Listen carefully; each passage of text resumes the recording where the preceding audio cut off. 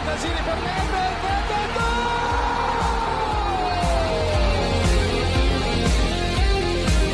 Pirlo, la conclusione in rete, Andrea Pirlo, un gol pazzesco! Del Piero, gol! Alex, Del Piero! Pogba, rete, un gol incredibile, Pogba fa esplodere lo Juventus Stadium!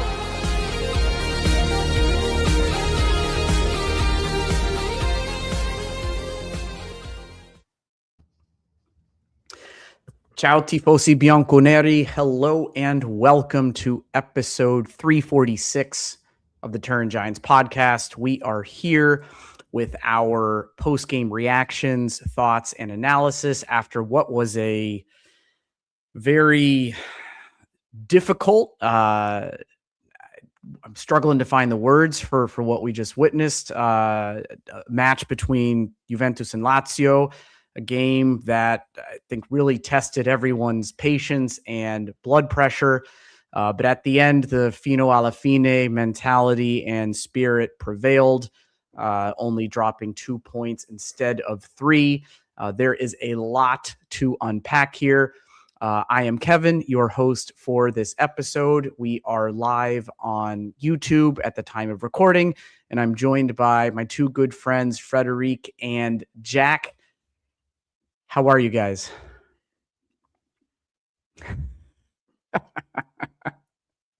I'm pissed. I'm pissed. Yeah, I'm pissed. I'm frustrated. Very frustrated today. Yeah. Well, before we get into it, just a couple really quick things. So obviously, as I said, we are live on YouTube. You can follow us at Turin Giants Official. Whether you're catching and joining us for the lives or you're viewing them afterwards, a subscribe and a like would mean the world to us if you haven't done so already. And we are also available in traditional audio format on both Spotify and Apple Podcasts. And you can check out some really cool merchandise and some new stuff from our sister show, The Scoop. There's some great apparel and merchandise on turingiants.com. I was really looking forward to this match. We had we wanted to see a reaction from crashing out of the Coppa. We wanted to honor Kenan's extension and mega contract with a good performance. And we have Frederic donning this beautiful kit after he had the opportunity to meet Beppe midweek in person, purchasing that shirt in Brussels in Belgium. And we are not talking about 3 points today, gentlemen, are we? Not at all. Unfortunately, That's not. I know. Yeah, I admittedly, I'll start off by saying I missed most of the first half. I think I checked in just for the goal. And I chimed into our chat asking what happened. I was at my son's game, so I completely missed everything that was going on. And it was a total surprise just trying to follow an online game cast and seeing what appeared to be a very positive and productive start to the match and that first half in a 1-0. So it was just very, very odd for me to walk into and see that goal happen right away. Yeah, it was and first of all, forgive me saying shout out to everybody in chat today, like Theodore, Binu, Large Boo, Calcio Tise Cinque. I think I saw Boyan as well, Mike Jones, Mohammed as always, Alex Boston, and a lot of people I'm forgetting right now. Thank you so much for joining. It means the world to us. And I did see the first half and also the second one. And I have to say, like, this was the Atalanta game all over again, except for the fact that we draw eventually. But we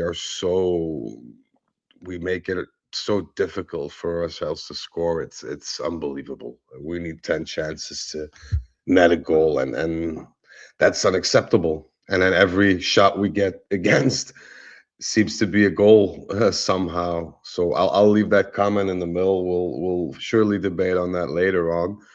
I don't want to sound like a broken record, but this is what we are. We're still. Well, if you were to not have watched that match and someone told you, hey, your team had over 30 shots, you had close to 65% possession, I think is where it ended, and your keeper didn't have to make a save, you'd think you had won that match, right? He should have made one though. He should have made one. Didn't have to make one. No, but in all fairness. Sorry, go ahead, Fred. You take this one, my friend. Yeah, no. In fairness, we play very well, but in playing as well as we do, that also highlights the negatives of our team. We lack certain things that you cannot, blame on a coach or blame on someone. We still have that problem of, and I'm going to say it again, quality. We don't have quantity, nor do we have quality.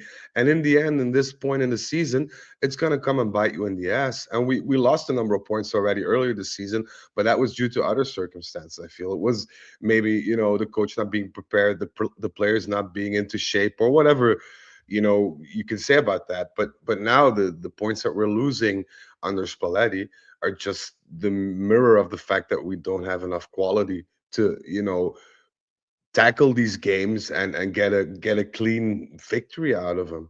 And this is beginning to be very frustrating, and it also makes me realize as to why Spalletti was so amendment on getting a striker in.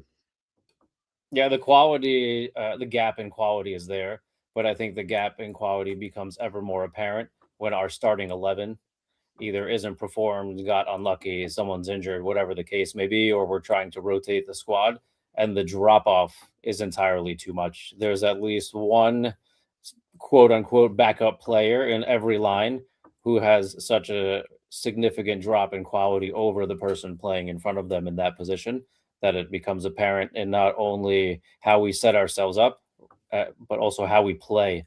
The pace of play changes. And I feel like the passing between the lines changes because there's lack of quality and lack of an understanding of one another's roles. So there is a lack in quality, Fred, but I do also feel that maybe 10% is that Spalletti hasn't had time to really coach those second individuals in those spots into what he wants them to do. Because I feel like there's a bit of confusion, and you saw that at the end of the game. Yes, we created chances, but there was confusion in how we were moving the ball. We came down the channel through the middle, and instead of a proper switch, we came back into the same channel where the ball came from. Whereas I feel like that's a real interruption to the flow of play. So I think there's also a lack of understanding there. 90%, yes, lack in quality, but I think there's also a lack of understanding. So typically, if you're a repeat listener, and if you are, we're grateful to have you with us.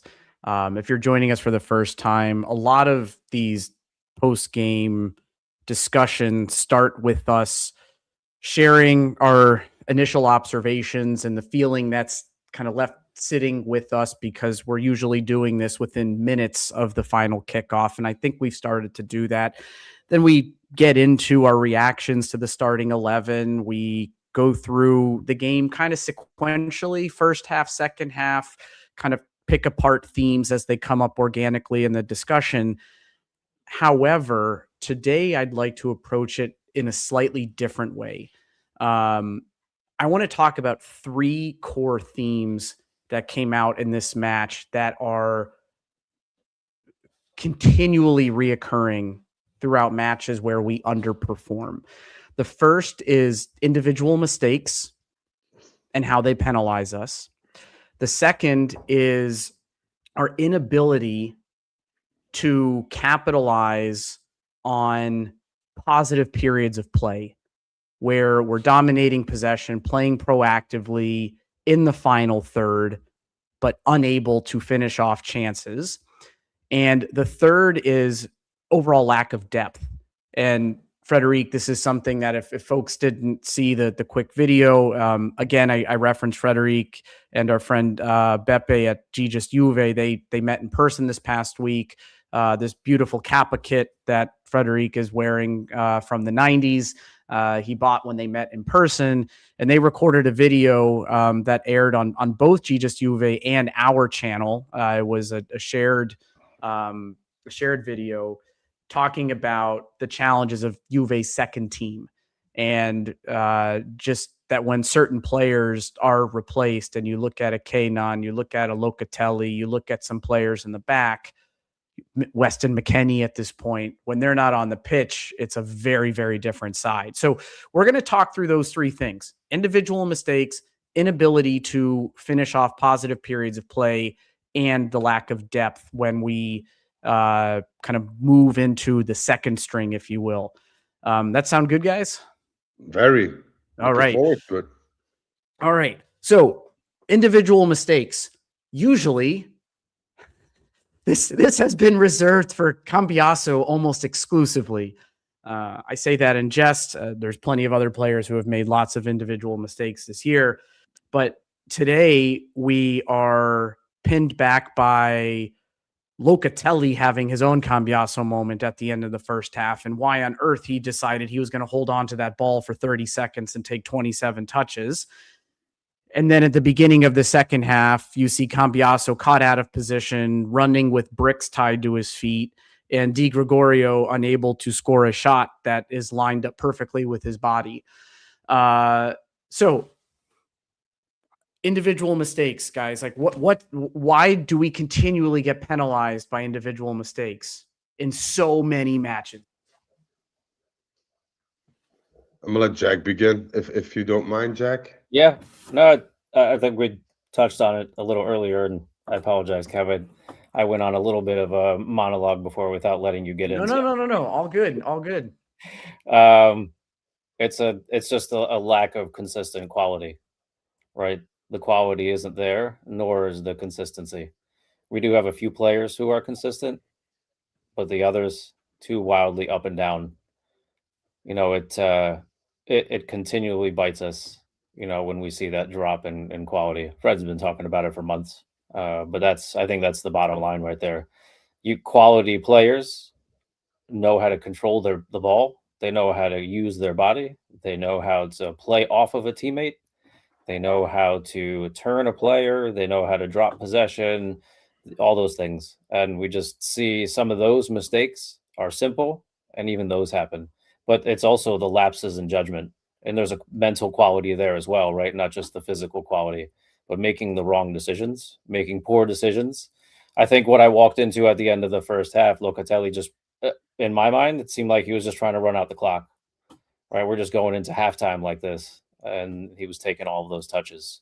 But it's just a lack of quality, physical quality, mental quality, and that consistency, you know, just isn't there when that quality is missing. I tend to agree to a certain extent. I don't want to be too harsh on Locatelli because he's been performing very good the last couple of months. So individual mistakes do happen in an individual sport or in a team sport such as football. But the Locatelli thing, and this is me kind of helping myself here in the sense that I always said that Locatelli is a very good player. He's not a world-class player. And today it shows, because a world-class player doesn't make those mistakes, or very, very, very, very rarely. With a drop feint of the shoulder or some shimmy, all these touches, those that time needed to control the ball, to turn, wouldn't be necessary. But Locatelli's not the player that can do that. So without being too harsh on him, he made a mistake. Okay, let's move on. But we can't deny the fact that there are people like Koopmeiners, Openda, Zegrova, making the same mistakes week in, week out. Cambiaso with his Cambiaso short circuit moments. And this is something, you know, quality-wise, that's an issue that's going to keep biting us in the ass. We just don't have that extra bit of quality to get us over the top. And you can play as a unit against everybody, and if everybody has a good day, you can beat Real Madrid. But if some of the players here have an off day, we can lose against the likes of Lecce, Cagliari, Lazio, Atalanta, and you can't get consistency up in that matter. So if you want to remedy this, stick with Spalletti, give him the players that he wants or the characteristics that he wants, and build on that. But it's sad to see that you have to give Zigrova a chance because you're obliged to, because he has no right to be on that pitch, as we saw today. Kenan, in my opinion, didn't have a good game either. And that's not worrisome because every player has that. But when it affects the whole team performance and the results, I think it's time to start asking yourself some questions. So when you look at the mistakes from today, but again, like thematically, right? These are things that have not, this wasn't isolated to this match. We've seen and have discussed Cambiaso on multiple occasions. The square ball across the defense and having that get turned over possession, leading to a goal. You see players losing the ball at the top of the box, and I'm trying to think through some of the other examples from other games. Where Di Gregorio unable to stop basic shots at the near post or right at him. Cambiaso throwing the ball to another team. Yeah, no kidding. And it's maybe it's just because this is the team we're watching week in and week out, and we're not watching every single other team play their matches consistently. But it's just, what is it with this team this year that when we do make a mistake, it ends up in the back of the net? Because you have a poor goalkeeper. I mean, it's as simple as that. A goalkeeper is actually paid to stop shots and get your team from getting points. And Di Gregorio doesn't do that. And I got a lot of hate on my Di Gregorio hate. It's not hate towards him. He's just not good enough. And I feel very sorry for people saying, this guy's not good enough, this guy's not good enough. But then when it comes to Di Gregorio, everybody's defending him. There's no need to defend him. He's a mediocre goalkeeper, Sassuolo Bologna material at best. And those are just facts. And if you don't believe me, or you think I'm biased, please just look at the stats. I think he had 3 shots on target today, and 2 of them were goals. And the second goal was straight at him, was just above his head, like 10 centimeters away from his head. That means your reaction time is not up to par. And if your reaction time is not up to par being a goalkeeper, then I ask myself, what's the sense of you being between those posts in a professional game in Serie A with a team like Juventus? I'm sorry. Fred, I 100% agree with you. I'll actually take it a step further. And I'll say that the lack in quality that Diga exhibits also impacts the players in front of him and their lack of comfort with having him behind them. Right? Your midfield loses the ball. There's a sense of panic, both the midfield line and the defensive line, when there's a mistake. I feel it as a viewer. Professional players feel it on the field. Right? He doesn't give them that same sense of security. I'm not one for always talking about the past, but 10, 12 years ago when you had our back line and Gigi, if we turned the ball over, if Vidal didn't win a tackle and we turned the ball over, nobody panicked.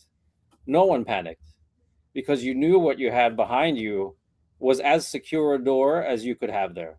And now instead of a door, we have a sieve. It's a really valid point. So maybe the mistakes aren't any more frequent. Maybe they are a little bit, but even when they occurred, because you had such a quality person between the posts, they weren't always as exposed, or someone you could really count on.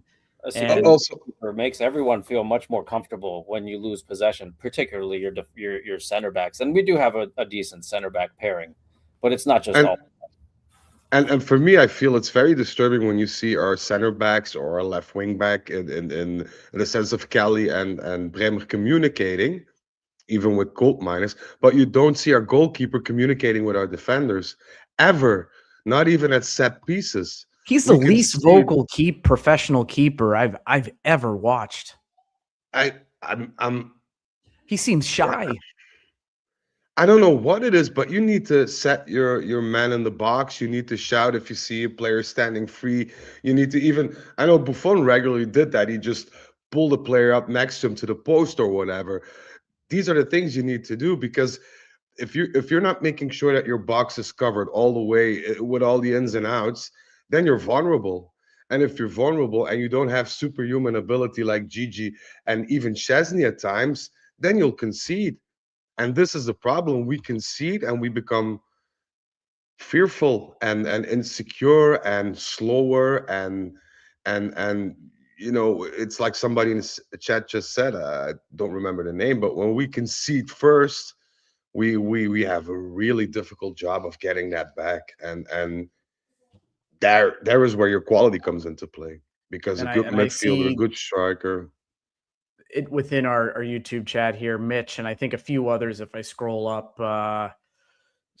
further back, Carnesecchi getting. I mean, are we really going to do business with Atalanta?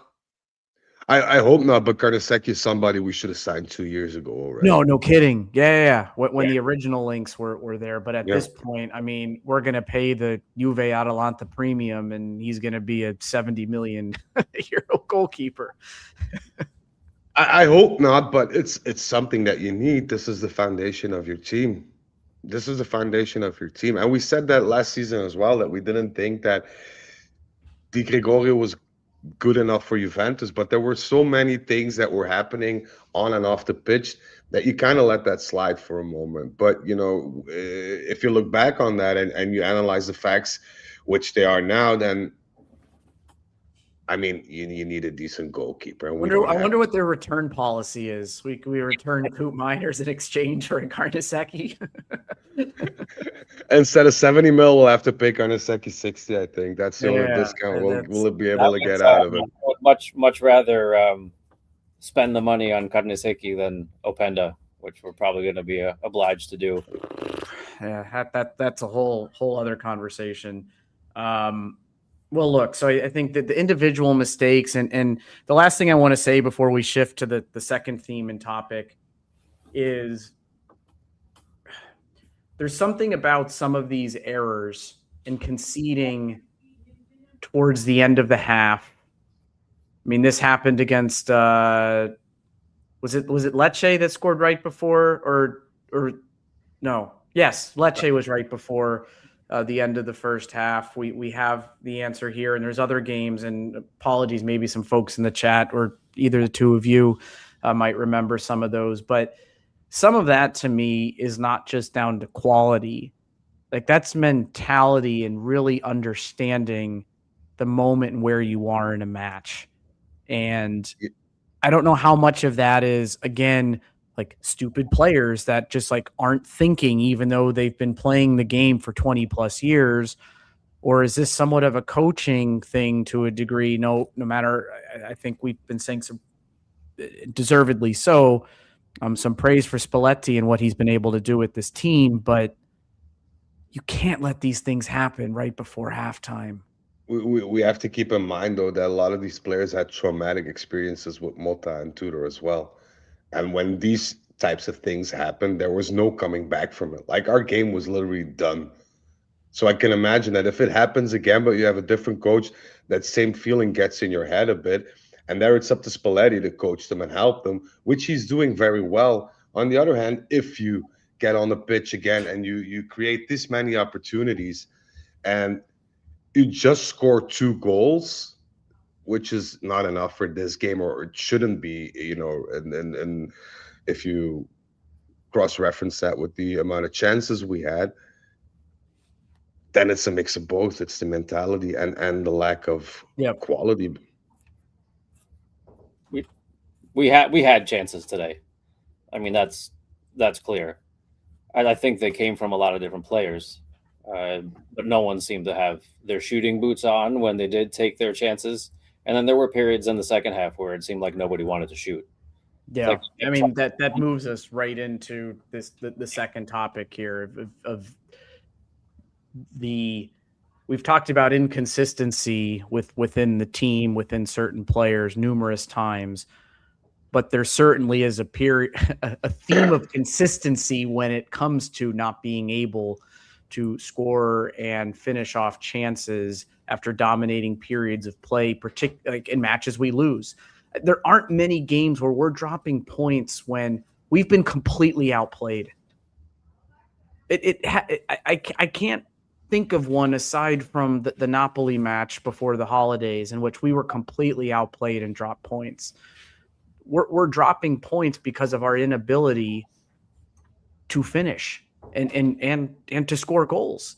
And I mean, I want to credit the team today, right? They were 2-0 down, and we're talking about a point earned in the situation given what we found ourselves in.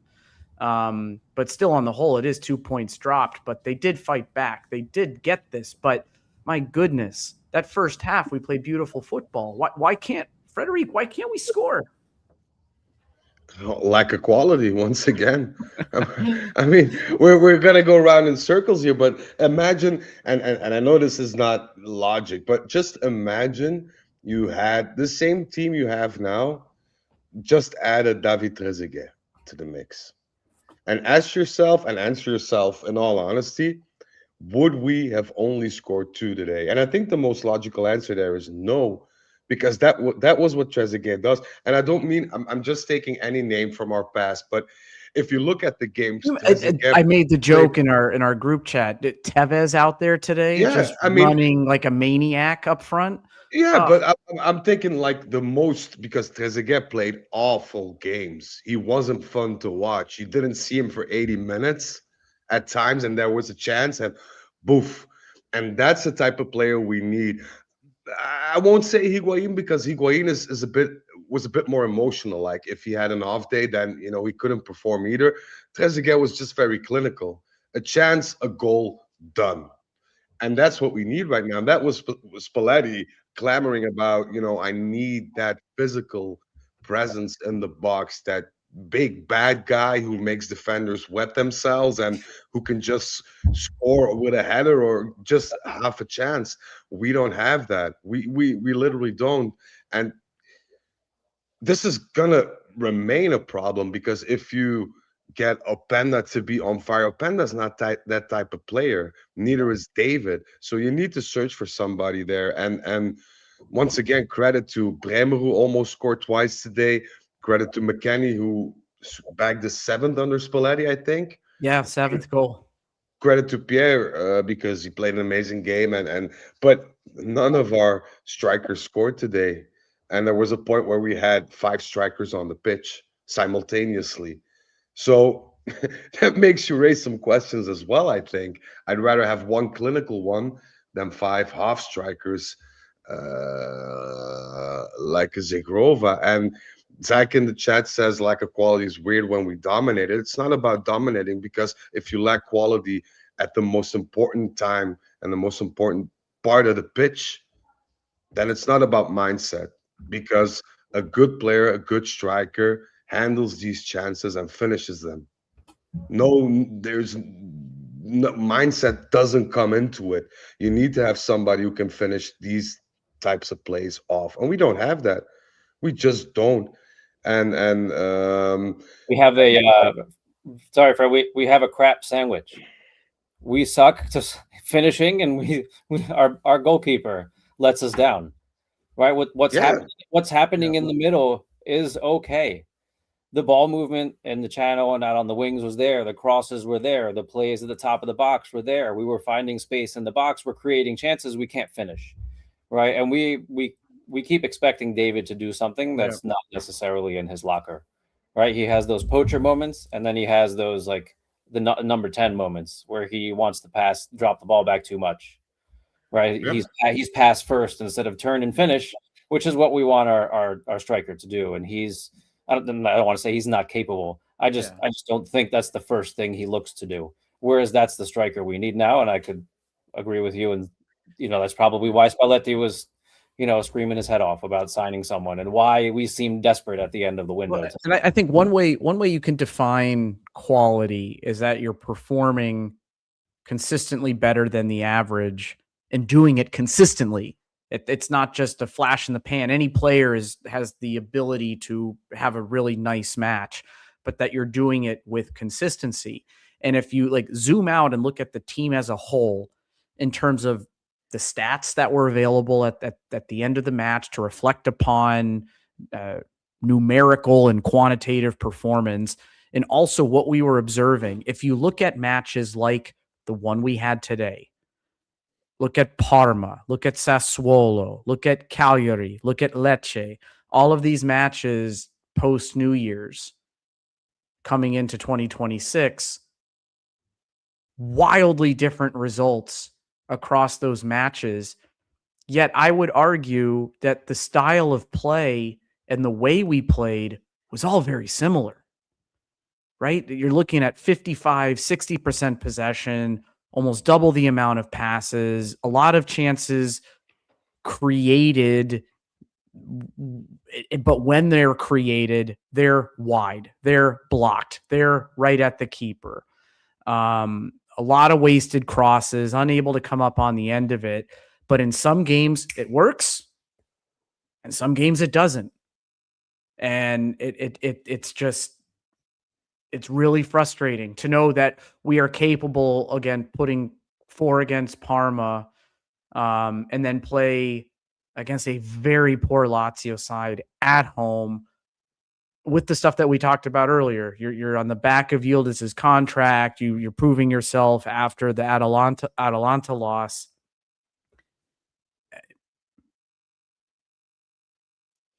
I think Hard to find the words. You highlighted like the perfect thing there. We are a very good team where we're all overperforming. Then we're really good. Then nothing gets past us. We're everyone's having his day. Everything works out well. We're running at 110 miles an hour, and everybody works and everybody communicates, and then everything goes smoothly and effortlessly. But once you have that the least amount of decline in consistency, concentration, or form, then it's apparent that we lack a whole number of things in order to be competitive. And I'm not saying that we need to be competitive. I'm not saying that we need to challenge for the Scudetto this year or win the Champions League, even though Beppe does. But I'm going to say it again, and I said this in September and October ad nauseum, we need to qualify for the Champions League. Not just because of prestige or standard financially. We have to, or we'll bleed dry, and we have no chance. Either we get that 60+ million in for Champions League, or we're gonna have to find a way to recuperate at least 60 million. And I'm gonna let the people in chat come up with the creative solutions that our good friend Kamoli will come up with. But this is it.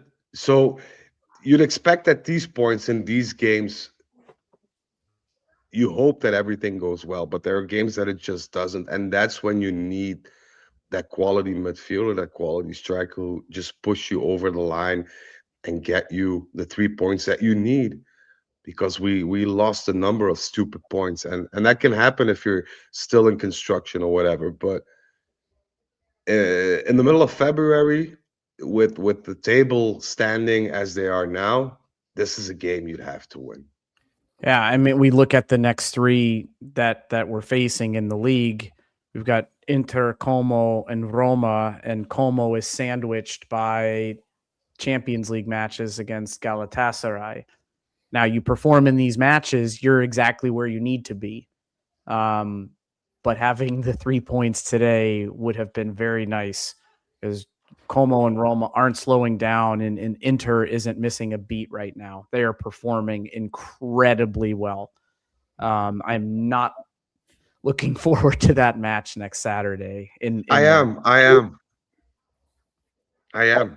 If we get a bit of space, which we'll get against Inter, we'll perform a lot more better. Yeah, I was going to say the same exact thing, but I am looking forward to that match. I think this team is going to be looking for some redemption.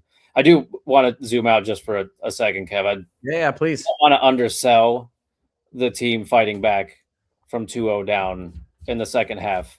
Yet Spalletti, I think, has to look at something positive to draw from this, because the play in the middle of the park did look really well oiled today, when at least we had our starters in there. I think the ball was moving well. I think we created chances. He has to look for the silver lining. Yes, it's 2 dropped points, but the fight back was really important from a mentality standpoint, that they can be down and punch their way back. Yeah. Because I think with 10 more minutes, I think we could have scored the second one sooner. But with 10 more minutes, I think we were the only team that was going to score a goal. Lazio was not. Oh, if that game went another 10 minutes, I bet we would have won. Yeah, easily. Yeah. Easily.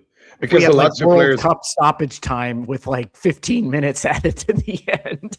the third half. But also to keep in perspective, and now I forgot what I was gonna say. God damn it.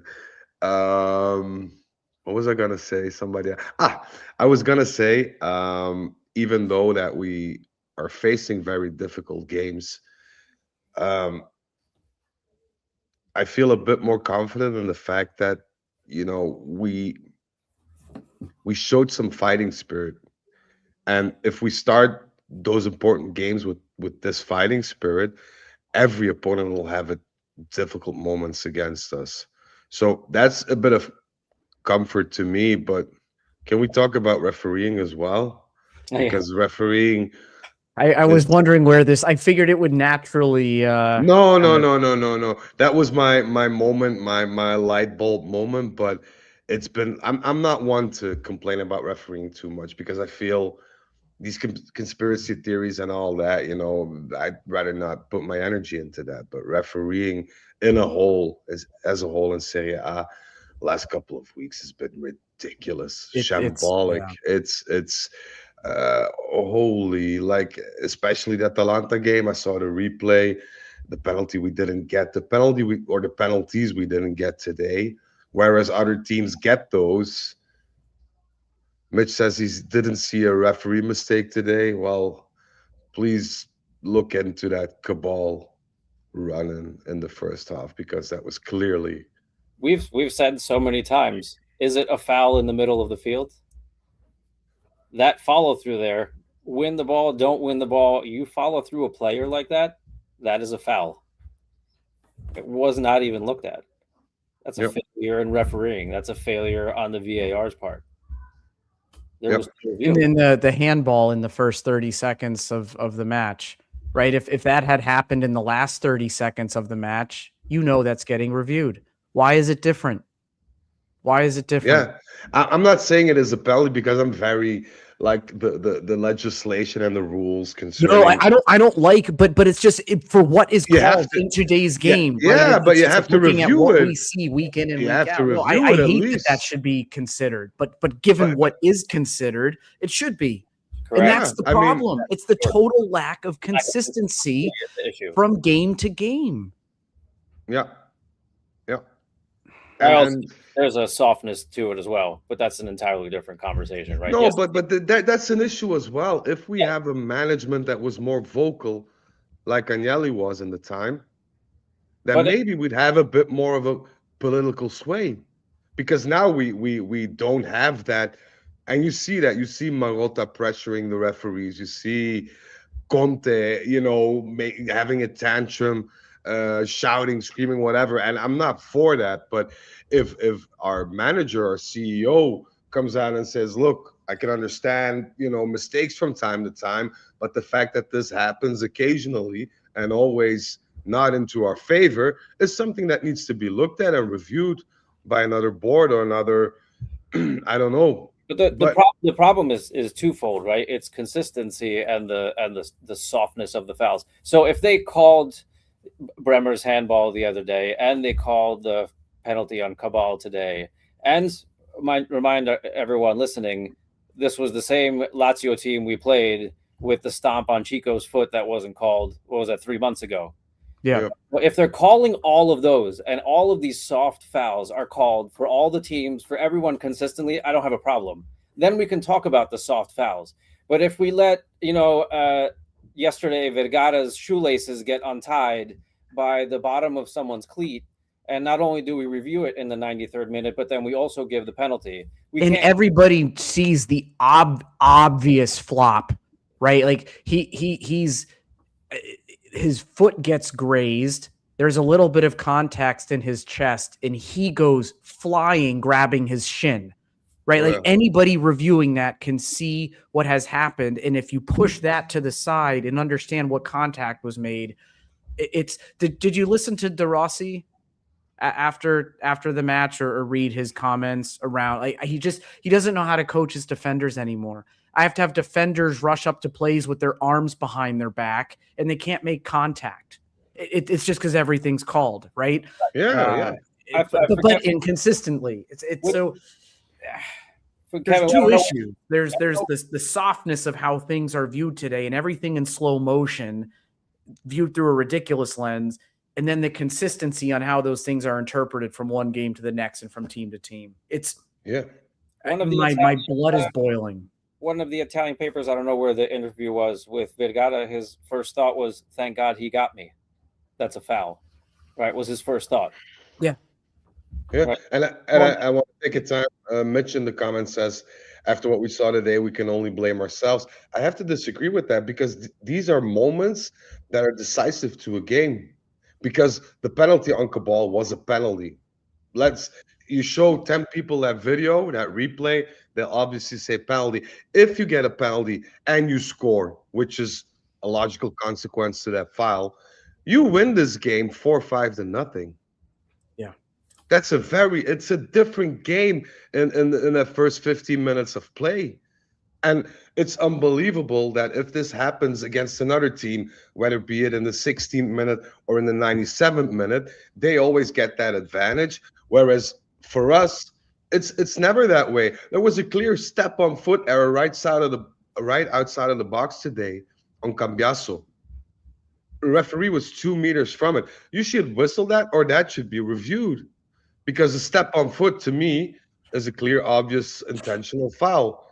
And if every 3 games you don't get that foul blown by the ref, well, shit happens. But if every other game these things happen, you get denied penalties, or you get penalties against that are, to say the least, dubious, well, then, of course, this affects your playing style, the way you approach games, the way games are managed as a whole. So I don't think that, because you miss chances that you don't deserve to get what the rule book says. It's not like, we're not going to give Juve a pen because they missed 20 chances. They're not going to score a penalty. That's nonsense. Yeah. You need to give I don't believe in conspiracy theories. I believe it's a consistency issue.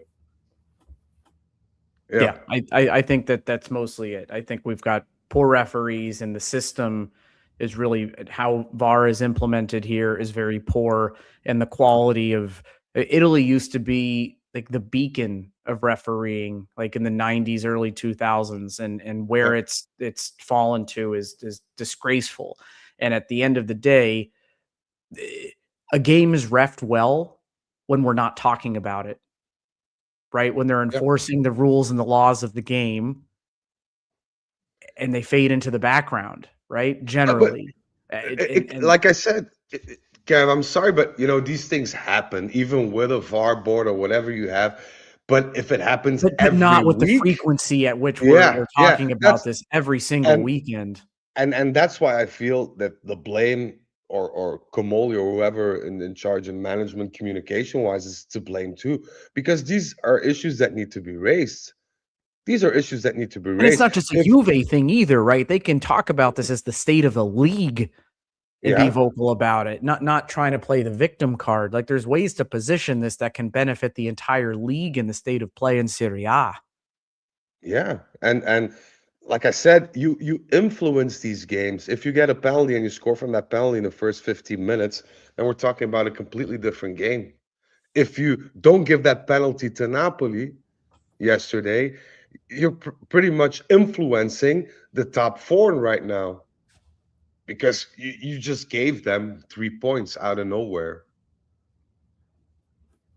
So let's move to the third topic, which is the lack of depth, right? And I think everybody saw when we started subbing out some of our core players, there was a drop. Now we were able to finish it off, right? And I'm pleased with what the boys were able to do. But kind of from the 75th to 85th minute, kind of plus or minus a few minutes, it started becoming a bit more back and forth. And if Lazio had been able to finish one or two of those chances, we might not be talking about salvaging the 1 point in this match. A lot of criticism in the striker position today, talking about how David's not a striker. He's more of a number 10. He's afraid to shoot. Jokes about McKennie being our best number 9 right now. Just complete confusion around just what Openda is and what value he brings to this squad. And also some comments here in our chat around, hey, let's just re-sign Vlahovic and focus our efforts elsewhere. So let's talk about that striker position a bit. Clearly, we wanted something in the winter mercato and came up empty-handed. We still have to finish out this season. Jack, how do you think we pursue the rest of the season with the players we have? And then Frederic, I'll turn to you afterwards to talk a little bit about like potential mercato moves. But Jack, like we have the players we have, and assuming players stay fit, how do we finish this season off? I think we set up with what we know our best 11 is and continue to play our game. Like I said, we're creating chances. And the nice thing, again, today, we come up with goals, none from our front line, right? McKennie kind of floating in between, yes, but we have defenders scoring. We have our midfielders scoring. If that dries up, then we're in a lot of trouble, right? Because some of those was the second goal was Boga, right? So that was another positive today to see him. Yeah, props to him. That was a nice. That was just outing from him. Yeah, that was one of if I remember, at least 3 good crosses he put in, right? So I think we continue the way we're going. Cagliari game looked good, unlucky. Atalanta game played well. I admittedly didn't see much of it, but it sounds like we controlled the game for a good portion of it. Got a bit unlucky, and then when we put in some of our subs towards the end of the game, again we lost. We sort of lost the script there. Today, again, played well. I think we were a bit unlucky, missed a few calls. So I don't know that we change our approach too much. I think we make sure we stay positive.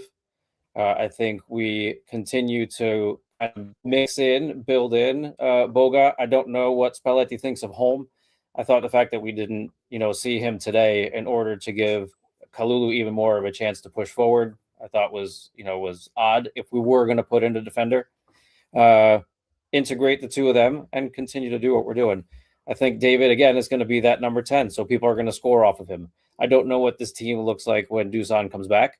Can you play the two of them together? Probably. But I don't know that Dusan is the best match for David. I think a match for David would be a big number 9, someone who likes to play with their favorite goal, someone who's going to win the headers, someone who's going to, go in at a defender 1v1 in the box and try to find a quick snapshot, like a big number 9 like that, I think is a good pair with David. And we don't have that. And Dusan isn't that. So I don't remember who said earlier, just find Dusan and worry about everything else. I don't know that Dusan is the best foil for David. I don't know that they line up that way. So I think we status quo for now. Let's see what happens when Dusan comes back. But I wouldn't. Just a really pointed question. So we obviously keep Yıldız on the left. You're saying McKennie kind of is in that 10-ish trequartista spot with David exchanging runs going into the box. Who are you putting on the right side if you have all players available who's match fit? Miretti, Cambiaso, Zagrova, Chico. Who's your preferred? I'm playing Miretti. Miretti. Okay. Frederic, if clearly we need, this is a huge problem with depth in the squad. Realistically, what are you looking to do as the season ends? It all comes down to what you want to do with the financial instability with your strikers. You have a David with a high wage. That is not the type of striker that Spalletti wants. I don't know if he'll have any capital into the decision-making regarding a striker. But I'm pretty confident that if he has, and I know he talks with Alcon a lot, and an offer should arrive for David, then he can pack his suitcases. That's the first. Coming back to on a free. Yeah, but then you still have Lenza there. Yeah, but you still have the issue regarding Openda, regarding Zagrova, Even Conceição, I mean, if we're talking just Openda, if we're talking just Chegrova, if we're talking Conceição, neither of them are performing at this point. But we're talking about 100 million euros and three Yeah. players that we're losing. So how are you going to remedy that? Are you going to get them on a loan? Are you going to, because nobody in their right mind will buy them. This is the first obstacle Kamoli will have to face. Because if these players don't move in any way, shape, or form, nobody can come in. Because of fair play, because of wages, because of everything. So I just want to see them tackle that issue first and begin with that now. Not, July 1st when you still have all that work in front of you. And then what I would do, given the options that we have, I'd get Kolomwani back. I'm not the biggest fan of Kolomwani, but in terms of performance and in terms of realization What it with means to wear this goals, I think he's the most cut out for us. You want to renew Vlahovic? Sure, go ahead, but don't give him any more than 4 million a year or 5 at max. He's not going to accept that, so part ways with him. Yeah. But So- there's a whole lot of work cut out regarding Mercato. We haven't even got to goalkeeper, defense, or midfield. So if you And I'm have 3 players, or three, if you can fill 3 positions with new starters next year, only 3, where are you focusing that energy? 1 midfielder, 1 striker, and 1 goalkeeper. Personally, Goalkeeper, left back, striker. That's what I would look at too, I think. and then it all depends because you have an exceptional transfer market in the summer because a lot of big names will leave on a free. And if you have planted those seeds already and you're in communication and contact, and you can maybe get a signature or 2 by the end of February, beginning of March, and you already have those players in your pocket, you can shift your attention and the financials to somewhere else. And this is, for me, where Juve next season and Kamoli's next season will be make or break. Because if you show up July 1st and say, joke's on you guys, we already signed Senesi and Bernardo Silva on a free, but we kept it on the wraps, and now we can focus on that goalkeeper and striker and throw 100 million at those and get somebody qualitatively in, hats off. If you decide to wake up at July 1st and say, oh yeah, Dusan left, damn, oh, McKennie didn't renew, what are we going to do now? Then you can kiss the Mercato goodbye, because then you're too late. So it all comes Way down to too late. preparation. And this is where we'll be able to really assess Kamoli, right? And it's really hard to assess on the market that he joined over the summer. The winter mercato is incredibly challenging, especially given financial constraints. He's had a solid year building up to this. He has a sporting director now. He's had enough to see what this team needs. And if he's smart enough to re-sign Spalletti with what he wants, this is where the judgment comes in this upcoming summer. There are going to be 45 top level players that are going to be available this summer on a free. If you can't get 2 of those 45 in the spots where we need, then you failed miserably. Yeah. Especially knowing that a lot of contracts will expire. We get some money in, not just from Champions League. We also had our financial injection by Exor. We have maybe the odd signing or 2 of players leaving. We have some money coming in, hopefully, from other players. So, that's make or break, especially for Spalletti, because I know that Spalletti wants a quality injection. And he said that to Alcon, literally. He said, I reached my ceiling with these players. Like we have Zegrova. You can't rely on Zegrova. You can't rely on Conceição. He injured himself during warm-up for the second half. You can't rely on Openda because I don't know what he is, but by God, he's not a football player. I mean, we'll have to find solutions for them. And if we don't, and we start waking up July 1st, then I think we can close the Mercato even before it begins, in my opinion. I don't want to be the wet blanket, but without top four, you're signing 0 of those 45 players on a free. I don't want to be the weather blanket. If you don't reach Champions League, you'll have to start selling some pillars, because nobody of our team right now, apart from Kalulu, which you can sell, Bremer, which you can sell, and Yıldız, which you can sell, has any appeal for Yeah, no teams one to should break the bank. no one should be under the delusion that just because he's been extended doesn't mean he's going to stay here through 2030. Like, we have to continue performing and be a financially stable club. The only thing you've made sure now is that a team comes knocking, you're free to ask what you want, because he has a long contract. That is, if Yıldız himself doesn't push for the move. If So Yıldız let's move on to. I want to talk through a couple players, and then we'll wrap this one up. We'll start with our player of the match. So we'll each give our player of the match, and then I'm going to go through a couple other players. There's been a lot of comments about Jagrova, Boga's appearance, Coop Miners, and we'll do quick 30-second just kind of takes on some individuals, and then we'll wrap this one up. But traditionally, as we get to our player of the match, I have a very big testicles. All right, so the big testicle player of the match, Jack, we will start with you. Who and why? I think I get the one today. It's 100% Pierre Kalulu. He was a monster in the back. He was prowling up and down in his channel and up and down his side of the field the entire day. He was everywhere. He was everywhere. His heat map, he is everywhere. His match heat map. Not even, he's back in his defensive third probably for less than 10 to 15% of the time, it looks like. Most of his time he's pushed upfield. And then he capped it off with a game-tying goal.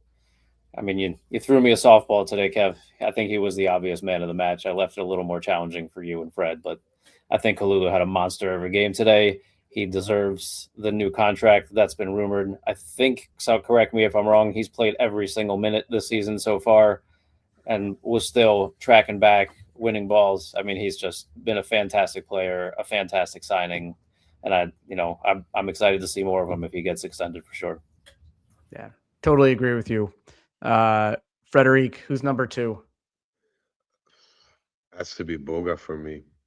And I'm going to explain why, because he had a part in that equalizer, but not just the equalizer. For a guy that hasn't been training with the team for, a week now, took his responsibility, tried to do what he does best, created space, was very threatening.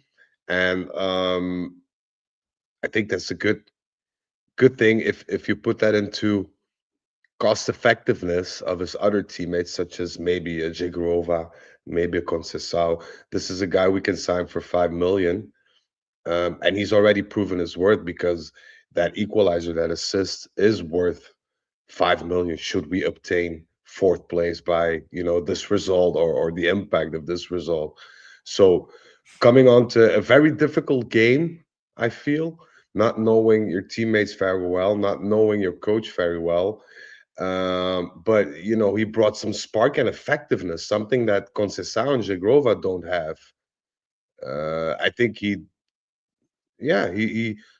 with the minutes he had, he is on equal terms in assists with Conceição in Serie A, and he has 1 assist more than Jagrova does.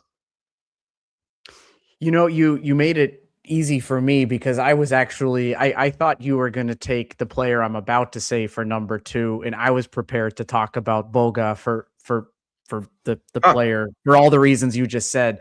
So I'm just going to go with McKennie again. 7th goal under Spalletti. There was a little bit of sloppiness here and there, creating some fouls when he shouldn't have. There were a few misplaced passes, but the dude's engine just doesn't stop. And you see him popping up everywhere. He's in the box doing what David or a striker should be doing. He's in the midfield. He's combining plays with both both wings and as kind of a central pivot point to Yıldız on the left and whoever happens to be on the right. Just a really, really nice game for him. And I hope it continues. Just I want to round it out with just talking about a couple other players, but very quick and punchy, guys, as we come to the end of this one. Jack, a couple comments on Coop Miners. I didn't see much of him in the first half. I did hear he played a decent first half. That's right. Disallowed for an offsides on Turam, I think. With the passive offside. I couldn't comment on him too much, but I expected to see him against Atalanta, right? Starting 11 against Atalanta, and maybe not so much today. But it seems like Spalletti did the opposite for some reason with those players. Yeah, I think he was fine today. Somebody in another WhatsApp group thread I have maybe had the quote of the day, and I wrote it down. It said, "Poor Coop. If it was raining soup, he would have a fork." Just doesn't have any luck.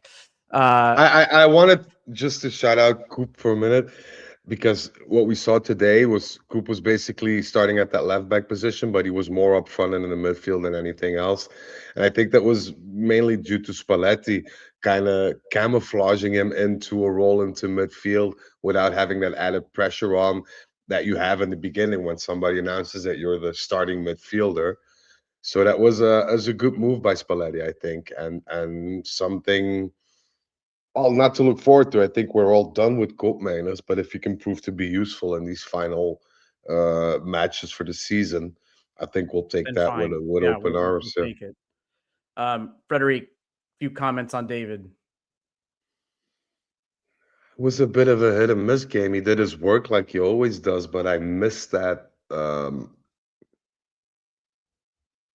composure of a striker. I love what he does, and I know he's not like this poacher type of striker, but at times he should be more selfish.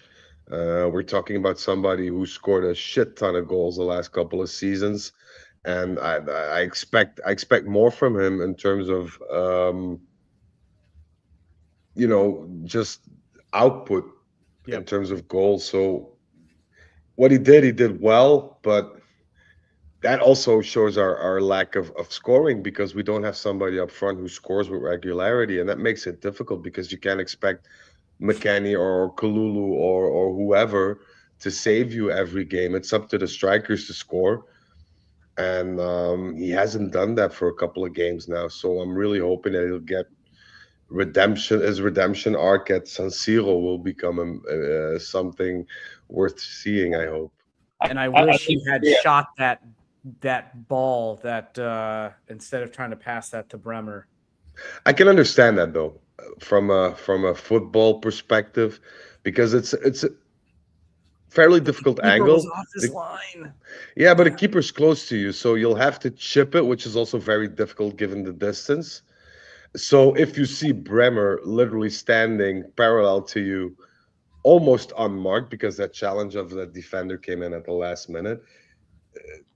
We could have been talking about David handing out an assist today if Bremer stood on his feet and that defender wasn't as quick and as jiffy as he was. So I can understand the decision. Maybe it wasn't the best, but on the other hand, if he misses the chance and shoots on goal, we're scolding him for doing that. So no, I don't. First of all, I think Bremer looked like he tripped or lost his balance or was trying to hold his run up to not be offsides or something. He lost his feet there for a second.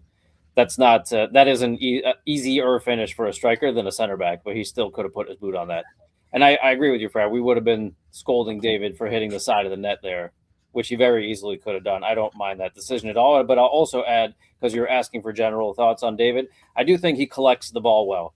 And I do feel like when he was getting chances during the first half of the season, he was taking 2, 3, well, not never 2, 3, 4, and 5 touches to make a decision what to do with the ball.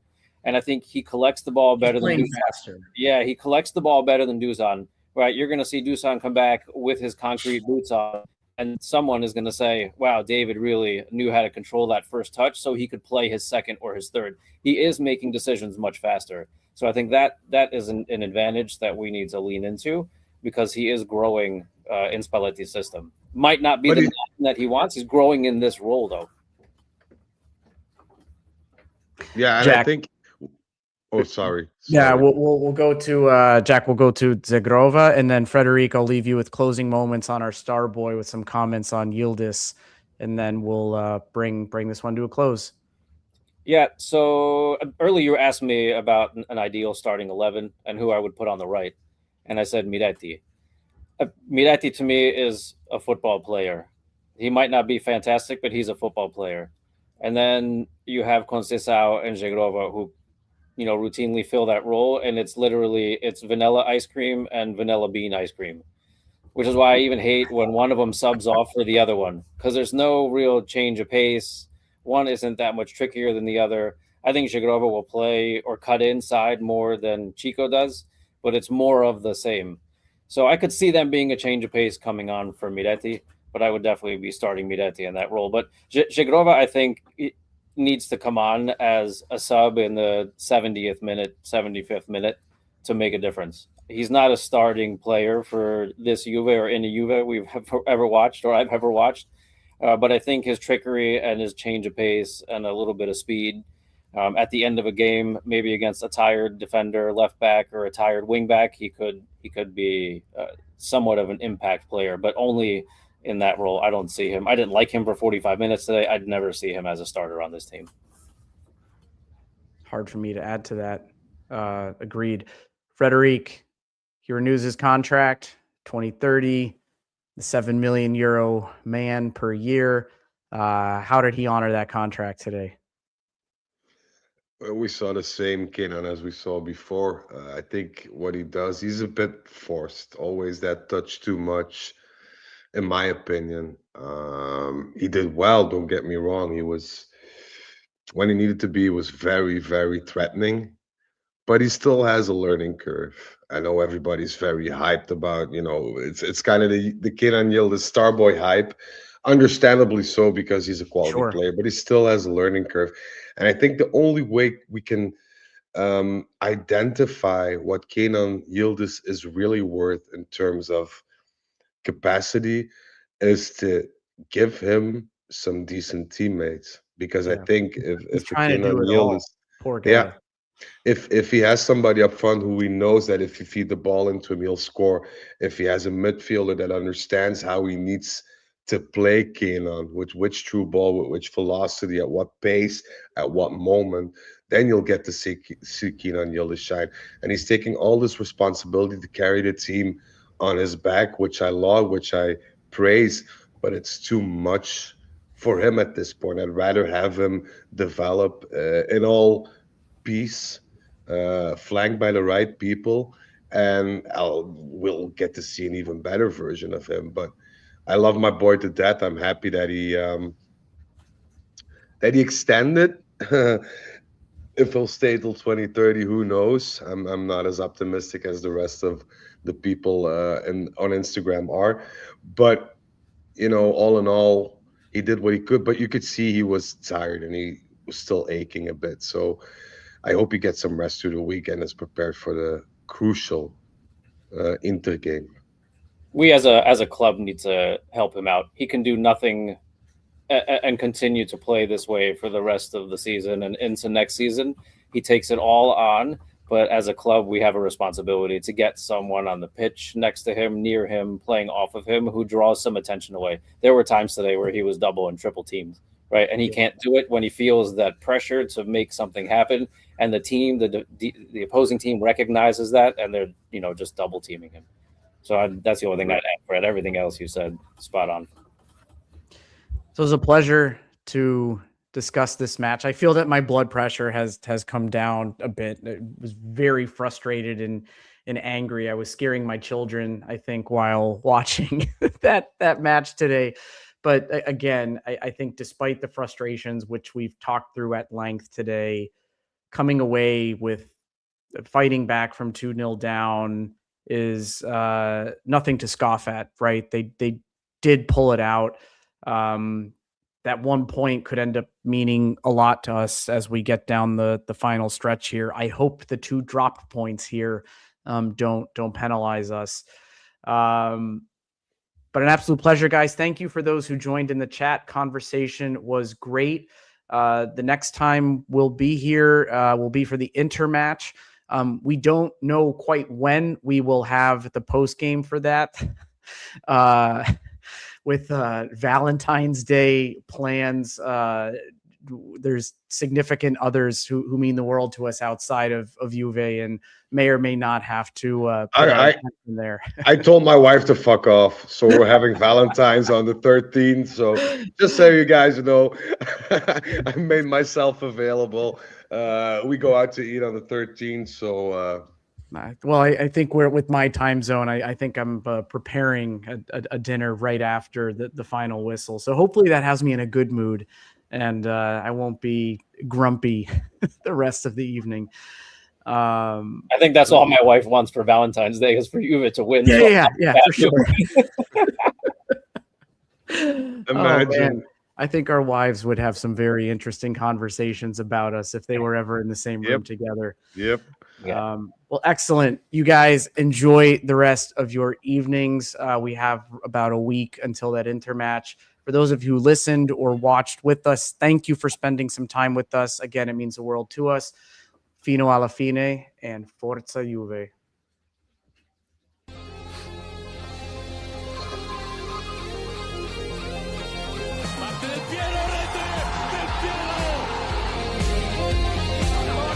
Contadini per